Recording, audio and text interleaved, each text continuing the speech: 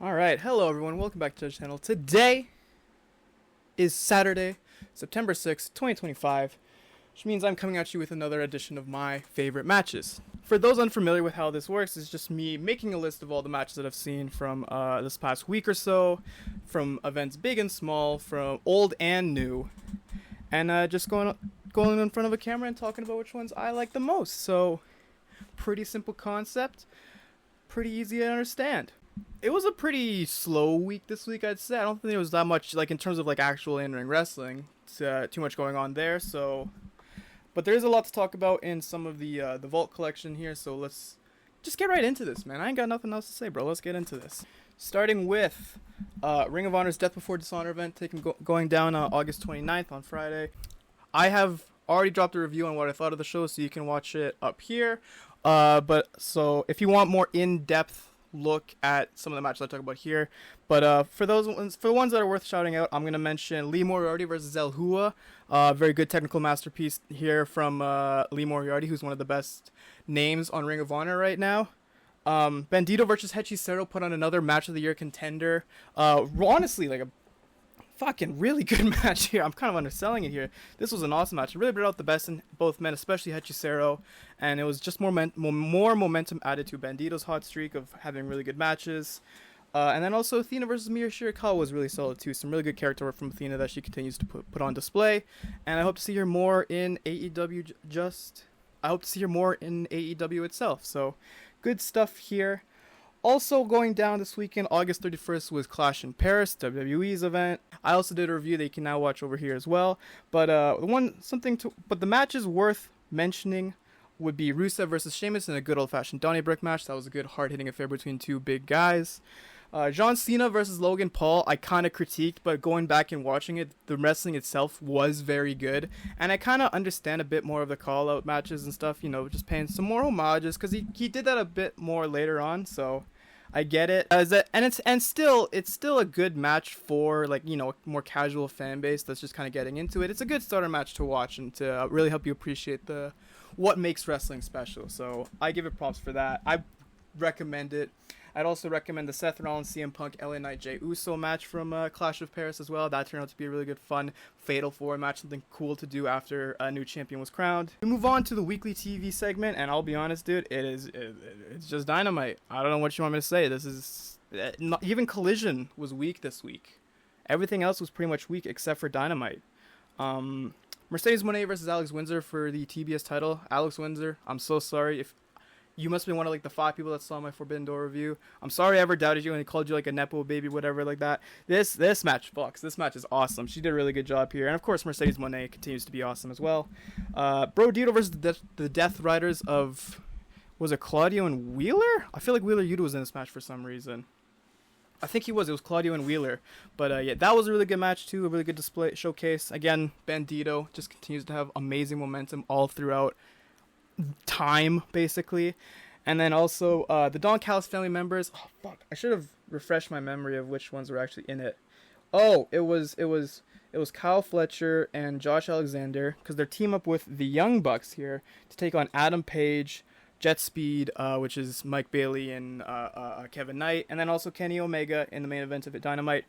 Again, another great all-star tag team match that they keep giving me another reason to watch the show every week. Something new, something different.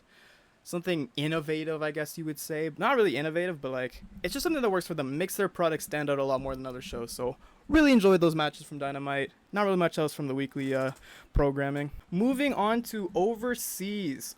This isn't technically an overseas match, but this was one that was talked about a lot and something I would recommend watching. It was the Team Mexico versus Team International 10-man tag elimination from CMLL's Grand Prix International 2025. Just listen to this team, like this lineup for Team International here. We have Action Andretti, Donovan Dijak, Leo Rush, Michael Oku, Mike Bailey, Robbie X, Rocky Romero, Taiji Ishimori, The Beast Mortos, and TJP. That is a fucking crazy ass lineup for any... That's one of the best teams assembled ever, legitimately. So watching them go at it with a bunch of luchadors for about an hour was really fun and spectacular to watch. It's not your typical, like, 10 on 10, like, you know, big man tag action. It's a lot more like one-on-one kind of style. So It flowed really well. You can understand it. It was comprehensible throughout a lot of it. It was really good stuff here from them. I really like that one a lot. Another standout event that took place was DDT's Wrestle Peter Pan series, nights 1 and 2. Both having good matches that are worth showcasing here. I'm going to talk about here is Jun Akiyama versus Kazusada Higuchi from night 1. Really fun match between those two here. And then also another one worth talking about is Hiroshi Tanahashi versus Dansuko Dino from night 2. This match in particular, I get it. DDT is not going to be everyone's like cup of tea, but I think this match in particular is a really interesting look into how they view wrestling and what it can be. So if you want a taste of what that is, you can watch. I would recommend watching this match. It's also got Hiroshi Tanahashi in it. You know, he's in his his retirement run. You know, so you got to see a side of him. I'll say you get to see a side of him you don't usually see from Hiroshi Tanahashi in this match here. Man, Hiroshi Tanahashi and John Cena both doing their retirement runs in the same year is fucked up, man. Fucked up world we live in. And then lastly, I'm going to give a shout out to Mayu Iwatani and Utami Hayashishida from their Marigold Dreamstar Grand Prix 2025 Night 8 showdown. Spectacular, hard-hitting, fucking dramatic as all hell. I love these two, and I'm so sad they actually went over to Marigold that I have to watch this fucking promotion to watch both of them, man. Why couldn't you just stay at Stardom, bro? Why couldn't you just stay? But yeah, that match was really great between the two of them too. Moving on to our Vault collection here from the Vault this week, we've got a very long list of matches here. We were blessed up from the matches that we got dropped on YouTube this last week. So if you want to watch any of the matches I'm going to mention in this next segment, they will be in a playlist that is linked down in the description below. Be sure to check them out if any of them sound appealing to you. I'd recommend all of these matches. I recommend you just watch the whole playlist, honestly. But first, we're starting off with the AEW Timelines video that AEW dropped, looking back at Ring of Honor's history in the 2300 arena, because that's where they are for the next few of shows. And the person that stood out, the MVP of that entire video, is Roderick Strong, dude. His match with Kushida and his match with Hiroshi Tanahashi are really fucking epic encounters between both guys. And like, it's not that I forget just how good Roderick Strong is, because he had amazing stuff in NXT as well, but man, they were coming up on like 10 years that these matches took place, and it just feels weird because it's like just knowing, like, you know, where Roderick Strong was headed and how he'd be, you know, where he'd end up. It's crazy to look back on, because I think hopefully like time will look really fondly back on Roderick Strong, because he does deserve it. Up next was Stephanie Vakura versus Julia from NXT Roadblock 2025. You know, two of the hottest free agents both going to NXT, both climbing the ranks at the same time, tag teaming for a while before both winning singles gold, and then eventually deciding that they want to try to see who is the best between the two in this really fun encounter showcasing the future of the NXT women's division and just the women's division in general. So that's an awesome match I recommend checking out. WCW uploaded Clash of the Champions 9, which isn't a fantastic show, but it has this spectacular main event between Ric Flair and Terry Funk in an I Quit match. The build up to their very long, year-long feud, I believe this time. I do fancy myself quite a bit of late 80s WCW. I love just how I think the storytelling is on par with what WWE was doing at the time, but the matches itself were a lot better and just more put together. And I think it was just a lot more simple, man. It was very simple for its time, and I really have come to appreciate that the more I've gotten older. I sound like an old head, but trust me, this is good stuff. This match still holds up a lot, especially if you do really like your old, you know, southern style of wrestling. This is one I'd recommend checking out. Mike Bailey versus Zachary Wentz at TNA Victory Road 2024. Dude, thank God TNA has finally uploaded good matches to their channel now, not just the fucking like the Turkey Bowl.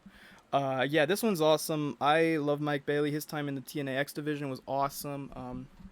You know, I remember, I don't want to just start calling myself a day one on this guy, because I'm not, but there was a time when I watched him in the What Culture Pro Wrestling World Cup that he took part in, and he was part of the Canadian bracket, and I always kind of found it fonding him, but then realized he couldn't travel in the United States. He couldn't work in the U.S. because of visa issues for a while. But once that expired and he's actually able to come back, bro, he exploded. It was only a matter of time before he exploded. But this guy fucking just blew up. And he came into TNA and showcased just how great he is. So this match does so in a really fun way. I recommend watching this. Another match, I think this was uploaded by Ring of Honor's YouTube channel, was from Supercard of Honor 2006. The team of Do Fixer versus Blood Generation. This is a super underrated gem of a match from Ring of Honor's vaults. You know, it's not one that's talked about a lot, but it's a fucking really good match here, man. But basically, it's a bunch of guys from the promotion of Dragon Gate, which doesn't really have this big of a pedestal as Ring of Honor does, but they took 6 guys from that promotion, brought them over to the Ring of Honor show, and told them to showcase what these guys can do, and man, could those guys do a lot of cool stuff. This is a really fun match that I think more people should watch, because again, it is underrated, and I think that's worth this one's worth checking out quite a bit. WWE's NXT channel uploaded the episode of NXT TV where Asuka and Nikki Cross faced off in a last woman standing match. Not only is it one of the best NXT women's matches ever, but it's also one of the best Full Sail University Arena matches ever. Post Brooklyn takeover, I should say. They were doing a bunch of crazy stuff here in 2014, but still, I know a lot of people, like myself, were really concerned with how NXT's women division would hold up after all the 4 horsewomen left, and, you know, there was no other choice more obvious than to just give everything to Asuka and make her look as big of a superstar as the others did, and they succeeded in NXT, at least, I should say. But yeah, this match is awesome that she has with Nikki Cross. Super, super fun. Masha Slamovich versus Jordan Grace, Turning Point 2024. Pretty simple, just 2 of the best women in TNA that TNA had at the time, going at it for the belts in a 2 out of 3 falls match. You don't need anything more. You don't. This one's also fantastic. So is Steve Macklin versus Josh Alexander at TNA Turning Point 2024 as well. Steve Macklin, I think, is one of the most underrated TNA guys. Is underrated from the inside, I should say. He doesn't get as big of a push I think he should get. He doesn't get as big of a push as I think they should give him. So I look to see. So whenever I get a chance to watch back some of his old stuff and just watch how great he is and how awesome his matches are, this one's a real gem to come back to as well. AEW posting Jon Moxley versus Orange Cassidy at All Out 2023. Orange Cassidy was on an unbelievable run at this time, and finally being able to face someone that is like a big main event star over, like, you know, the international title that he's tried to make look so good at this point was really awesome, and especially it being in the main event helped a lot too. So that one's really great, worth watching. As well as Dean Malenko versus Rey Mysterio from WCW Nitro, July 8th, 1996. I love it when they post these ones, man. Just like anything WCW Cruiserweight related, and then like also ECW, is just so watchable because it all ages so incredibly well. When you look compared to other stuff that was happening at the time, man. Super ahead of its time stuff here. I love watching this match a lot. This is just one of many that they had that was like incredible. So TNA continuing on with their actual good YouTube uploads here. We got 5 best Abyss matches ever. This is fucking cool. They uploaded this. Abyss is one of the best big men dudes they've ever had, and I don't want to say he's like ahead of his time, but he really stood out in a place like TNA that focused a lot on their X division and, like, you know, smaller guys. So, and this was like the biggest guy they had for a long time, honestly. Like whenever Kevin Nash decided not to show up, this was their biggest guy. So he had some amazing matches too, some really brutal, hard hitting ones. Like Abyss versus AJ Styles at Lockdown 2005 in a steel cage, and then also his Falls Count Anywhere match with Kurt Angle at Turning Point 2008 are highlight matches from his career that I would recommend checking out.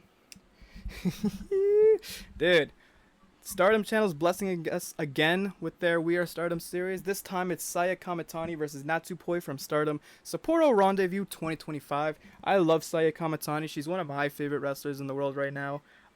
It's just so funny because, like, at the beginning of the year I knew next to nothing about her, and here she is all of a sudden become like one of the best.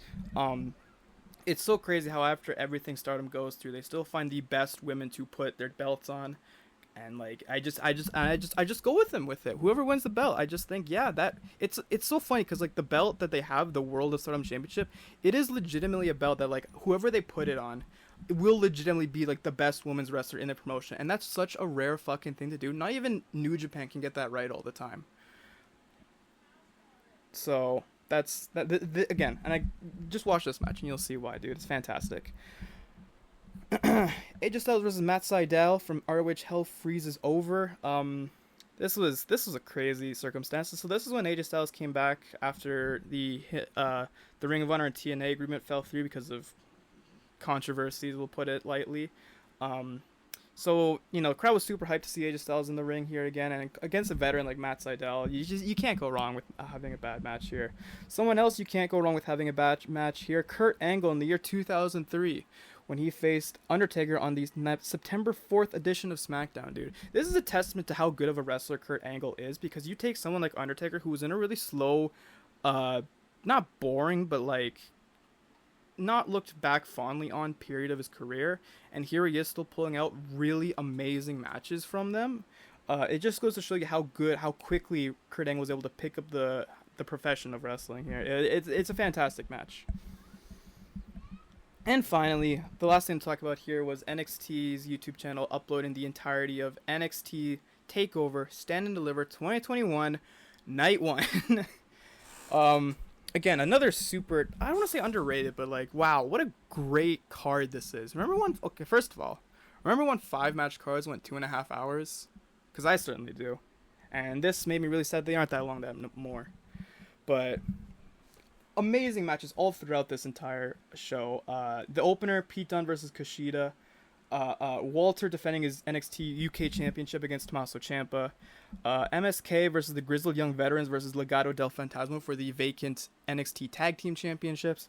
And then also the main event between Io Shirai and Raquel Gonzalez for the NXT Women's Championship are all top tier matches that I recommend checking out. Whew, and that is it for the week of August/September. Those are all matches that I'd recommend you guys check out. In terms of future content coming out here, it hasn't been a busy schedule. We just have the UFC show, a Paris show to get through here. But aside from that, it is the end of August, so I get to do so look out for a video going over my top 10 matches from the month of August. And then after that, we got a big boatload of MMA and combat sport content that will be coming out after that in the next coming weeks. So be sure to stay tuned for that. Let me know what you guys' favorite match from this list that I gave you here was, or if there was any that should be on the list here. Be sure to leave a comment and let me know. Also, drop a like if you enjoyed the video, and subscribe to the channel if you do. If you did.